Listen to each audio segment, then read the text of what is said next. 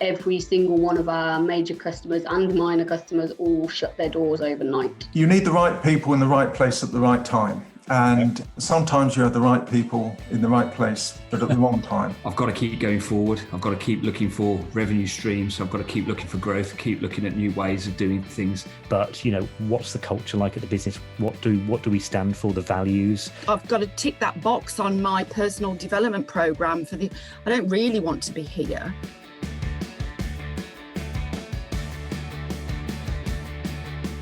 Scaling a business is not necessarily that easy. If it were, we wouldn't have the vast majority of businesses remaining below 10 employees. However, there are some sound principles of successfully scaling a business, and the really good news is that those principles are intrinsically linked with building a valuable business. So that means that if we're building a scalable business, then we're also building a valuable business. If you'd like to understand more about those principles and access a range of resources to help you in your scale-up journey, then why not take a look at www.bizsmarts.co.uk. That's BizSmarts, BIZSMARTS. Hello, I'm Granger Forson, and on this week's episode of ScaleUp Radio, I'm speaking to Pia Cato, the founder and owner of the Vanilla Pod Bakery in Cheltenham. It's a business that has evolved from making cupcakes and now specialises in making bespoke wedding cakes and birthday cakes. Pia started the business in 2007 following winning a Dragon's Den type business pitch competition at university, which also came with some startup backing.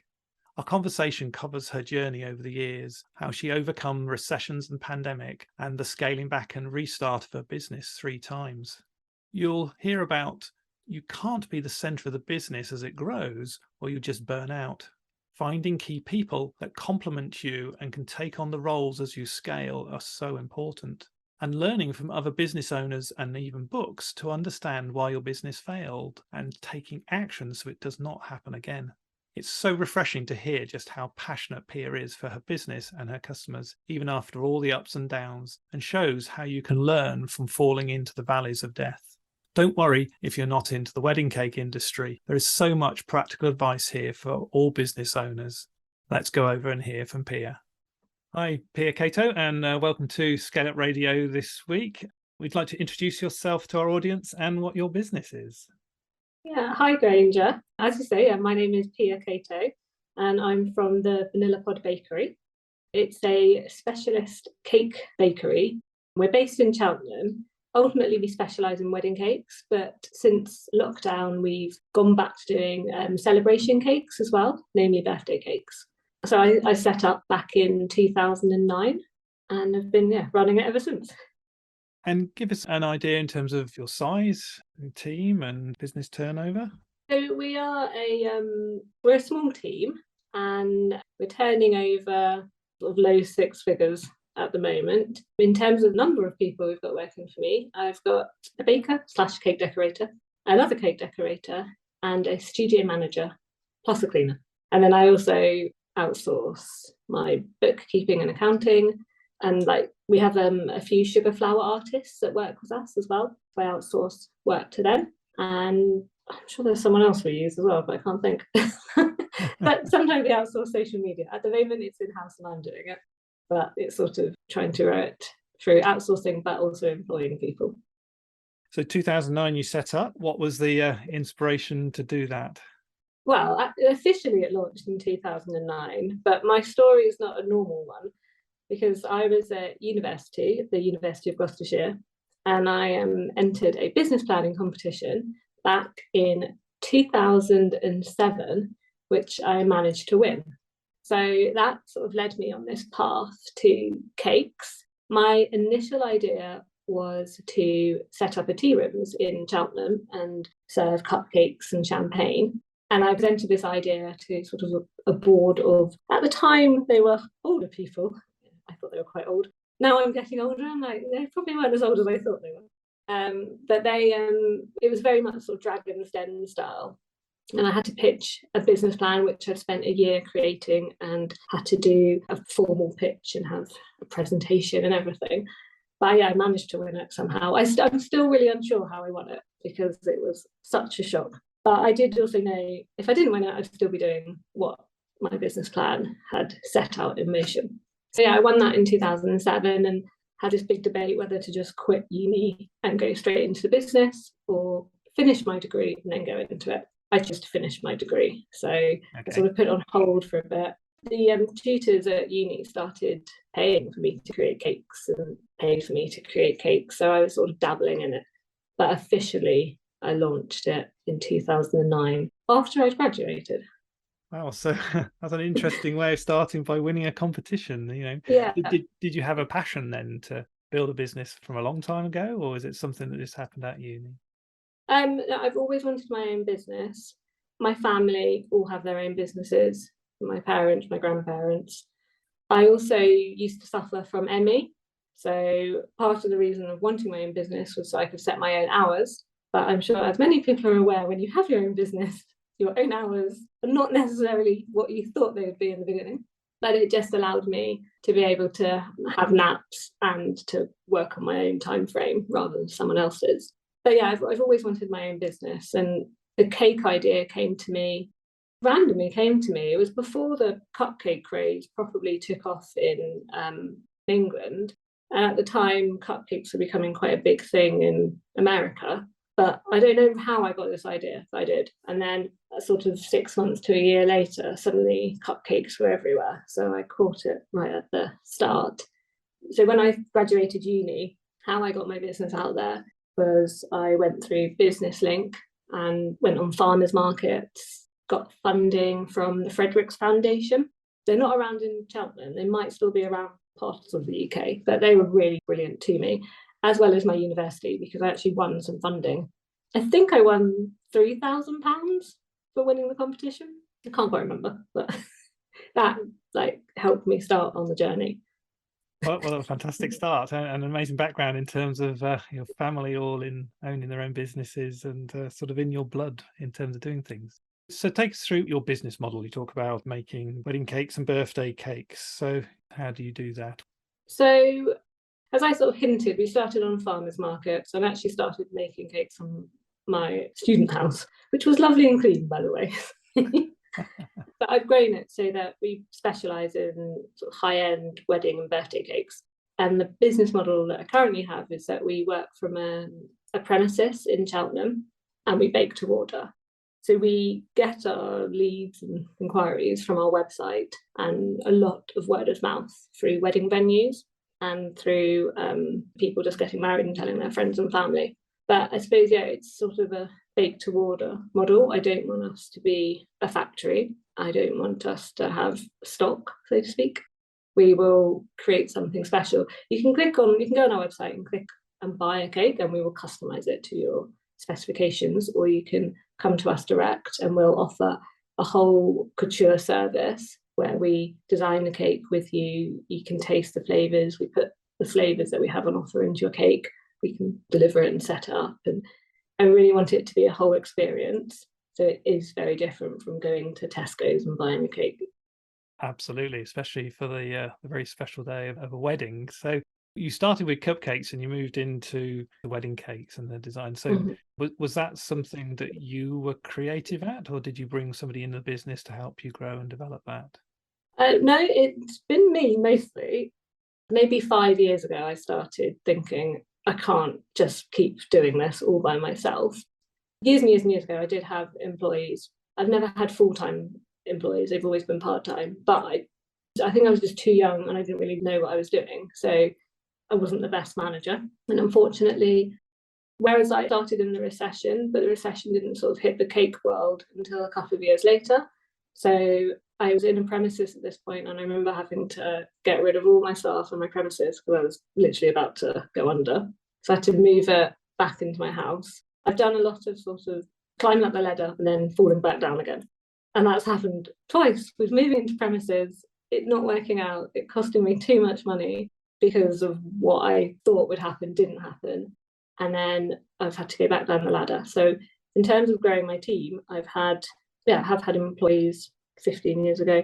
Then I sort of went down a freelancer model and just had freelancers come and help me. Actually, it was COVID. Yeah. So I'd handed in my notice to my premises that I was in before COVID, just before COVID kicked in. So I was always due to move out. COVID hit. The wedding industry went to pot, which was very scary. But at the same time, you knew it was going to come back, because although you didn't really know what to do, not many of our clients cancelled. We knew that they were going to just keep postponing. So what I'm trying to get at is I moved out of the premises I was in, which is in Fairview in Cheltenham, moved it back home during COVID. One freelancer who's been absolutely amazing has stayed with me all this time.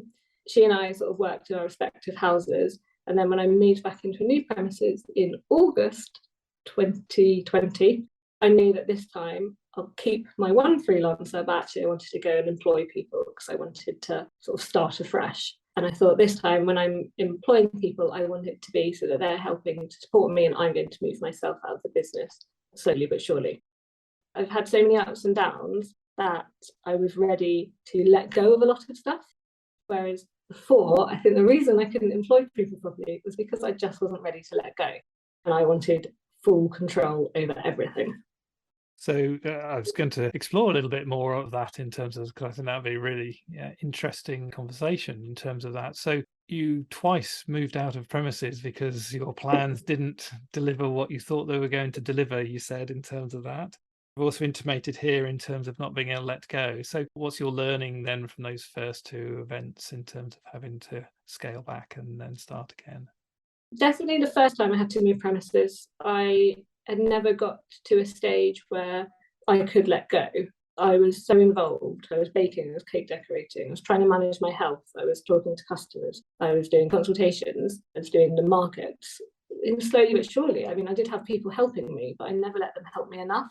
I think it was definitely to do with like a money thing. I hadn't priced what we were doing correctly as well. And the premises that I was in was really lovely. It was in Formal House in Cheltenham. It was basically the size of a cupboard. And I paid a premium for being in a central location. But it was my first premises and I was only 23. So it was very exciting. But yeah, this thing was I couldn't let go and I didn't know how to because I hadn't necessarily been taught that. Because while most of my family are self-employed, they're all self-employed. Only sort of a few of them have sort of grown it beyond themselves. My parents have a business, but they're very hands-on. Their business is completely different to mine. So they're in antiques, I'm in cakes. So it's a very different business, but I always knew that I didn't want to be as involved with them, but I just didn't know how to get out of it. The second time I went into a premises, I went in with a view slightly further out of town. I had an upstairs and I thought I was going to be able to rent it. I was there for 18 months. No one ever wanted to rent above, which meant I couldn't really afford the rent. So I was never able to get ahead of myself. I was constantly trying to manage the cash flow. So again, I could only employ freelancers. And again, I probably should have asked for more help, but I just didn't know how to. Third time round, I'm trying to go about it a different way. I'm trying to employ people who have a different skill set to mine, who complement me. So our studio manager is amazing. We are sort of yin and yang in terms of our personalities. We all get on really well in the studio and we all complement each other. So as I mentioned, my freelancer, she's still with us, which is brilliant. And then we've got a junior cake maker / decorator, and she's also amazing. So I feel like at the moment we've just got a really tight team and I'm trying to let go so that they can be empowered and help move the business forward rather than me just sort of being everything. Yeah, some fantastic learning in terms of that, in terms of realizing that you have to empower your people to be successful for you and letting go. It's a very hard thing for any business owner when you worked on your own for so long to be able to do that. But it's that important stepping stone, the ladder of success, as you talk about, you've got to climb to learn that delegation and those skills. So you've been learning that all the way through. Yeah, through trial I've never really worked for anyone else. So I've dabbled in it and I've done a bit of freelancing myself. So I understand it from like a freelancer. So my degree was in marketing. So I've sort of dabbled in a bit of freelance marketing here and there. And I had to shift the business home. And when I shifted from doing farmers markets to mainly focusing on bake to order wedding cakes, there's sort of a lag time that I needed to be able to live. So I did some freelance marketing, social media. But yeah, having worked in a business where you can see how people delegate, I've never seen that. So I'm literally, it's trial and error every single day. I do read a lot of business books. I listen to a lot of podcasts. I've done a few courses to try and help me get ahead, because I do love learning about business and how things work in that respect. Yes, I know we both have a passion for Mike Michalowicz's books. And oh yes, I'm obsessed. Yeah, but they've really been helpful. When you want to learn from someone who's done what you're trying to do. And I have always had big ambitions for Vanilla Pod. Like when I first submitted my business plan, I wanted a chain of tea rooms across the Southwest. I've never just wanted one thing. My ambitions for Vanilla Pod now are slightly different. I don't necessarily want the tea room route. So I'm never going to say never, because I do go back on my word and add, for instance, I did birthday cakes. At one point I was saying I'd never add birthday cakes into the mix, but I've gone down that route again. But at the moment, I'd love to be able to franchise what I've created. When I first started Vanilla Pod, there's a lot of cake makers I knew that started at the same time as me, and none of them are in business anymore.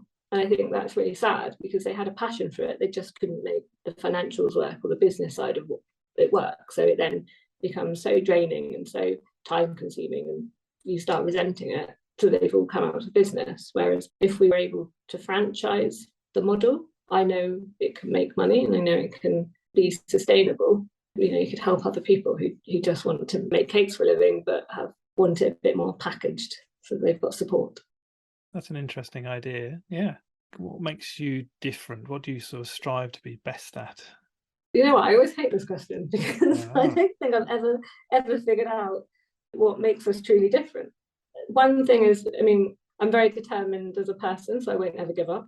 I could have given up, 3 times at least. But Very much so, yes. I haven't reached my ultimate goal yet. There's no way I'm giving up. So I suppose we're consistent in that respect. I'm really hot on customer service, and we have to make a fantastic cake. But I think customer service, people are so used to not having customer service nowadays, that even if you can do sort of 10% over what everyone else does, then in terms of customer service, then I think people just remember you a bit more. So I love customer service touch points and making people feel really special. And it gets more challenging the more customers we have. But that's something I just have to try and figure out. And we do have to automate a few bits of our customer service now. But I'm still really keen that we have actual human contact as well. Makes us slightly different is that now we have more people in the business, that we can focus more on customer service than when it was just myself. But other than that, I don't really know what differentiates us. We make amazing cakes. They look good. They taste good. And no, I probably need something a bit more on the ball. Maybe something to explore. Yes, absolutely. You need to keep saying that. So, okay, let's just talk a little bit about your marketplace then. So, how competitive is the wedding cake industry in terms of, are they all one person businesses, or are there more companies out there as well? It depends where you are in the market.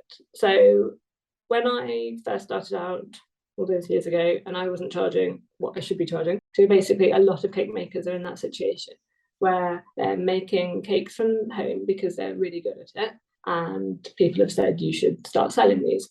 That part of the market is very competitive, which is why people don't price accordingly. On average, it takes, for a basic birthday cake, it's going to take anywhere between 5 to 10 hours, yet people are charging £50 for a cake like that. Clearly not viable. So as we've changed our prices, and as we've developed our skill set and got further, higher up the scales, so to speak, it's less competitive where we now are, but people have higher expectations. So our clients have higher expectations. Our clients are wonderful. They're really lovely. We're so lucky that we don't really get bridezillas or groomzillas that people seem to go on about in the wedding industry. Our clients are relaxed, they're fun, they like luxurious things, they like personal service. So it's less competitive up here, but there's a few bigger companies around. There's more one-person bands than there are the type of cake companies that we are. And there's a lot more in London. Around where we are locally, there's a few premises-based wedding cake businesses with teams, but most, I suppose, are in the big cities. And does the marketplace change, or is it fairly constant? Apart from COVID, of course. Yeah, do you know what? One of the reasons as well I went into wedding cakes was because people associate having a wedding cake as a need. So there will always be a need for a cake. And then obviously COVID happened, And then there wasn't a need for a wedding at all. So obviously the cake part went out the window. But the market, it changes slowly in terms of like trends and designs. So because a lot of people book their weddings, well, the average is between 6 months to 2 years that people book their weddings. And then because they're booking their venue, they're then going to book suppliers like cake makers and photographers. So things do change, but it's at a really slow rate. Birthday cakes, trends change a lot quicker. And on the whole, people aren't as precious about birthday cakes as they are about wedding cakes. Even when we're doing, some really cool, elaborate 30th birthday cake, if we were doing the same thing for a wedding cake, there's just more touch points. People want it to be even more special than the birthday. So we accommodate that. So there's more opportunity for that customer service element that you talked about being really important to the high-end wedding cake. And we would offer exactly the same service if someone did want a high-end birthday cake and they wanted the design process. I don't differentiate the fact that someone's coming in for a wedding versus a birthday. If they're having the same cake and they're having the same service, they're paying the same amount. If they're having different services and different things, then obviously I'll charge accordingly. I'm really strong. I don't want to just put, people put wedding on the front of things and then dramatically change the price. Whereas if people put birthdays on, then the price changes. Obviously, there's reasons why people do that, but I think if you're having the same cake or service from us, no matter if it's a birthday or a wedding, you're going to pay the same. So you started with cupcakes. What was the sort of moment of change that you realised or you made that decision? And was it an instant change or was it something you then had to build and grow? I started with cupcakes because they were, I suppose, very easy to create, and that's what I wanted. I wanted this whole tea room with champagne and dainty little cakes. I went into the wedding world because people started asking me on the markets, can I do their wedding cake as a cupcake tower? And then because I started going into weddings with the cupcakes, people started asking me for tiered cakes. I was customer led. I never went into my business plan thinking I was going to go into weddings. It was all about tea rooms. And I just found that I really liked the high-end wedding side of things because I really like this customer service touch points and going on someone on a journey because it's less transactional. You're with a couple for anywhere from 6 months to 2 years. So you get to know them quite well. So that's sort of how it evolved. We still make cupcakes and we've actually got on our website, you can just click and buy cupcakes and we'll bake them to order because I still like baking them. I think they're fun, they're cute, they're very versatile. And actually, since COVID, cupcakes for wedding cakes have come back into fashion because, everyone has their own individual cake and they're all wrapped up, basically. So your customers were leading you through asking questions of what that led you into the sort of the wedding cake marketplace, and you've really found a passion and an enjoyment in that. Yeah, and built your business around it. Wow, brilliant. Mm-hmm. It's a lovely industry to be in, and there's many opportunities as well. So let's explore a bit more about your journey and its ups and downs and learnings from it. So we've talked about not being able to let go and delegate and find the right people already, but you also mentioned about pricing and pricing errors you made in the early days. What did you mean by that, and what did you learn from that? I've had so many issues with pricing. So when I first set up my business plan and I did it to do with cupcakes, my pricing was perfect for that time. What happened was I didn't review it. So I started adding birthday cakes and I benchmarked myself against other people. And I did that with wedding cakes. So I saw someone was selling a cake for £40. So I was like, oh, well, that's what the market rate should be. I'll sell it for £40. Doesn't work like that, especially in cakes. Everyone's hopes, desires, dreams, overheads and everything is vastly different. So while I had such high overheads and I was trying to sell a cake for £40, and as I said, the average cake takes between 5 to 10 hours. There's only so many you could make in a day/a week. So that was basically never going to work. And at one point, I do remember feeling like I was literally just throwing money down the drain because farmers markets were dwindling because the recession was properly tightening people's belts. So you go to a market with stock, you'd come back with the same stock. And you can't do anything about it but throw it away. So that was really disheartening. So that's one of the reasons why we moved out of first premises. But over the years, I've developed how to price properly. And I've got a whole spreadsheet about how to price for wedding cakes. And it's something I actually used to teach years ago when I was working from home. I started helping mentor people because they kept coming up to me going, how are you making this work? And I made it work from home really, really well. And then we moved to a premises and you have to start again because it's slightly different because you've got a bigger team, more overheads and everything. But pricing has been a really steep learning curve.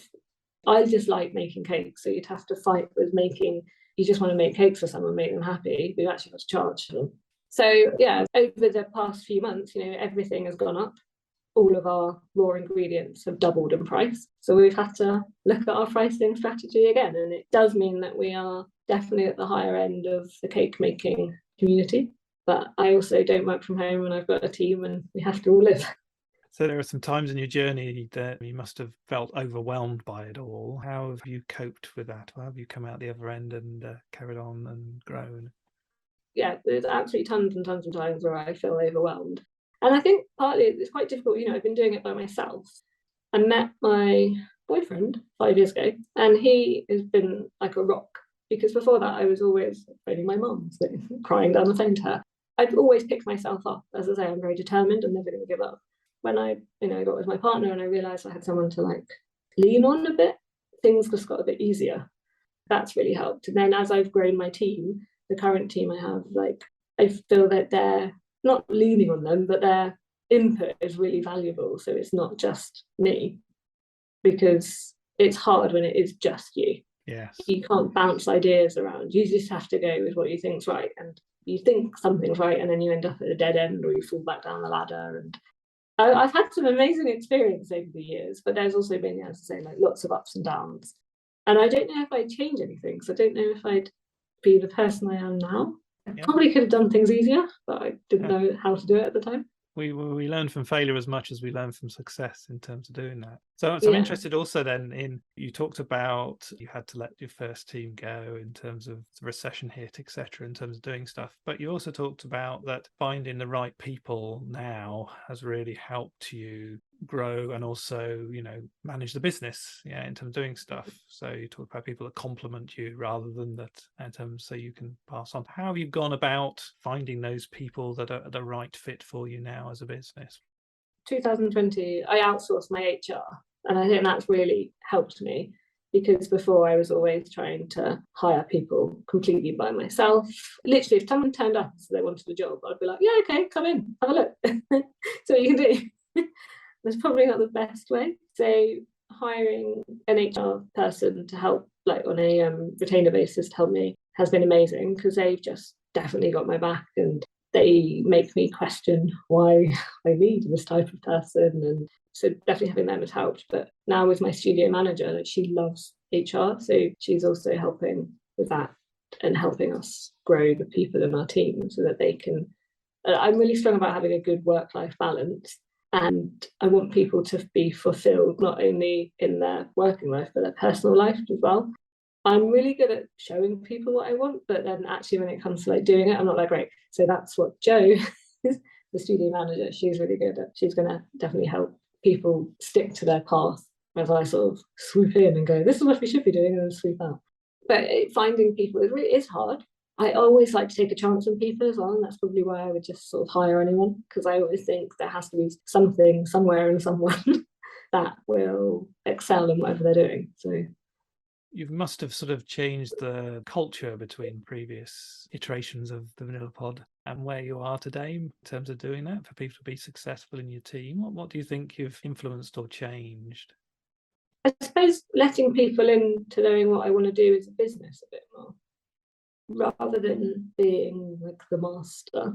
I always have a thing about being called boss. I'm not very I don't feel like a boss. So I suppose I wanted to sort of be everyone's friend, but also I'm leading them and I never let them in to what I actually wanted. So that was really tricky. Whereas now I'm trying to get to grips with the fact that I'm the leader, but I don't have to necessarily be horrible. I don't have to be a horrible leader. I can let people that are talented and people are clever and they can do things by themselves. They don't need someone micromanaging them. And I suppose I never realised that till a few years ago. Yeah, we talk about the scale up journey. One of the key things is learning that delegation. And initially, we always delegate the things we don't like doing. But then eventually, as the business grows, we've actually got to start delegating the things we do like doing. And that's the real change point that takes place in a leadership's journey as they build their business. So, yeah, you're at that sort of point, really, aren't you? Yeah, definitely. I've got the Scale Up System book as well. I have been reading that. So I can definitely see where I am on like the manager sort of journey, and I need to then the next sort of, was it like ladder, I suppose, is it the entrepreneurial? Yeah, the entrepreneurial scale up. Yeah, sort of, as I say, keep falling off and going down. Yes, you've got caught in those valleys of death. Absolutely, I have, totally. Yes, yeah. And one of those valleys then is the cash pillar, and maintaining cash. So you've gone through the crisis mode of cash. So how do you keep an eye on cash, and what tips do you use? Cash is still a challenge, but we do use McCallowitz Profit First. I've got little pots in my bank. And I save for tax, for owners' share, for profit, for salaries, and some other ones I can't remember now, or marketing. I think that's all. Yeah. So that really, really helps. And when they're like at certain points, I'm in a bit like crisis mood. But when above certain points, and I just feel so much calmer. Whereas when I wasn't doing that and everything was in one pot, I was just permanently stressed and challenged, because you're like, I just don't know if I have enough for anything. But yeah, I'd love to be able to not worry about cash, but it's been a constant worry that I've now got so used to, and I know that literally like hour by hour it changes. So, but I suppose in our world we're really fortunate, the fact that people do book their weddings very far in advance. I can look to next year and tell you what is in the diary already. So it's nice to have that sort of base. And the summer's always busier and the winter's always quieter. So yeah, I suppose my managing cash, definitely use Profit First, because it really, really helps. And then you've had to change your marketing approach. You go to market, and you went to the farmers markets initially, which is a great marketing approach. And then you evolved in terms of what you now do. And you talked about your website, but what are your key marketing strategies that really work for you? Definitely the website. If we don't have a website, we literally have no orders. Meeting venues and wedding planners actually bring in majority of our leads. Also, Instagram is really good for us, and Pinterest. And then just making sure we sort of keep our name out there. Wedding magazines used to be really good, but unfortunately the wedding magazine world seems to be dwindling. And wedding blogs, they're also great. Brides and grooms go on blogs, read about it. So that's part of my strategy for the next sort of 6 months, is to get us on more blogs. We do these things called styled photo shoots. Wedding industry suppliers come together and collaborate. We all just gift our services or products, have a photo shoot. Someone's normally, whoever organises it, submits it to a blog, and then our names are on there. We all share it on social media. Quite nice, because you work collaboratively. You get to meet people, and it shouts about what you do. I also do the odd wedding fairs, but we're sort of trialing not doing as many as we once did. So is there anything about the wedding cake industry that really sort of drives you crazy, and if you had a magic wand you would change? The industry or the customers? Well, could be both. All of our customers are wonderful. I suppose what most people don't realise is how much effort and time goes into creating a cake, or how much effort and time goes into creating one person's wedding day. There are so many suppliers involved, and this is why weddings cost quite a lot of money, because it's just a vast number of people that you're employing on one day to create this magical moment. So yeah, we get a lot of people who are sometimes shocked at what we charge, because we're not benchmarking against everyone else. And we have to charge that because it takes so long to create a cake, to create a bespoke cake that's been made from scratch just for that person. If I had a magic wand, I'd make sure more people appreciate how long it takes. Yes. Well, fantastic, a story and your journey so far, from 2007 and cupcakes and going to do into champagne, though champagne's probably popped in the background now with your cakes in the foregrounds, and the way that you pivoted and changed based on your clients' questions to you and thoughts, the ups and downs of moving into places and then recessions and moving out and losing teams. The inspirational journey that you've been on now in terms of how to build a team that is successful for you rather than you telling them what to do. It's a fantastic journey and story that you've taken us through. So let's look forwards now in time. So if we were meeting in 5 years from now and we were looking back, what would have been taken place for you both professionally and personally to consider the last 5 years a success? Well, I definitely would want a team, solid team. I want my solid team still in place. Probably have a few more employees, because we would have grown. And I would have loved to have started 1 or 2 franchises by then. Like 5 years ago, I said I wanted to start a franchise by now. Obviously, that wasn't possible.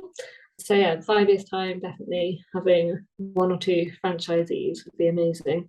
And in my personal life, I'd love to be married. But obviously, I've got to leave that to my boyfriend to decide. So. and one of your cakes on the. Oh yeah, of course. Yeah, definitely get my team to design and create the cake for us. Absolutely, yes. And you definitely can't be involved in that one. He's going to kill me. And what are your goals for this year? This year, it's all about, promoting more wedding cakes and adding more cakes onto the website so that people can buy them. We still want to be able to stay customizable. I don't want it to be buy something that we have in stock. We will always make it for you, but we need to add more to the website. And yeah, just sort of continuing as we are, growing one step at a time. Well, Pia, thank you very much for speaking with me today. There were some fantastic takeaways in this podcast, and our listeners have got some great thoughts that you've come and shared with us. Absolutely brilliant. So what we finish off with is just a little quick fire round. So it's sort of first things that come to your mind when I ask these questions. Okay, so if you'd go back to a younger you, what would your advice be? I would say listen to people and take measured risks, I suppose. Which books do you recommend? Profit First by Mike Malkovich. I can never say his name, but yeah. And basically anything he's written, and also obviously the ScaleUp system. The entrepreneurial ScaleUp system. Thank you. What podcasts do you listen to? Well, I listen to yours. I also listen to the Clockwork podcast. So it's to do with Mike Malkovich and how he tries to run your business like clockwork. Built to Sell, I also listen to. It's really good. And I've got a bit of a woo-woo one. I like listening to Denise Duffield Thomas. So it sort of taps into my more spiritual woo-woo side of setting up a business. So what apps do you have on your phone that add the most benefit to you? I use Buffer for social media scheduling. And I think I've pretty much got most business apps on my phone. But yeah, Buffer's really good because it's time saving and I can just schedule some social media into it. Who has had the most influence on you as a business leader? Most influence, I suppose, Mike Malkovich. And I really like Jo Malone. I really liked reading her book because I found that inspiring. Because as a female entrepreneur, there's not as many in the limelight as there are males. So I do want to read more about women. So yeah, I found Jo Malone. It's been really inspirational. How can people get hold of you? You can visit my website, which is vanillapodbakery.com. You can find me on LinkedIn, which I think is just my name, Pia Cato. And then on Twitter, Pinterest, Instagram. I think that's it, yeah. They're either Vanilla Pod Bakery or Vanilla Pod Chelt. Well, thank you very much for joining me on the podcast today. And your story is a fantastic one and really shows the thoughts behind the scale-up journey and how you can get stuck in those valleys of death, but also how you can come out of them as well. So thank you, Pia, for your time. Thank you, Granger. Don't forget to take a look at www.bizsmarts.co.uk to access a great range of resources to help you in your scale-up journey. So that's bizsmarts.co.uk, which is bizsmarts.co.uk.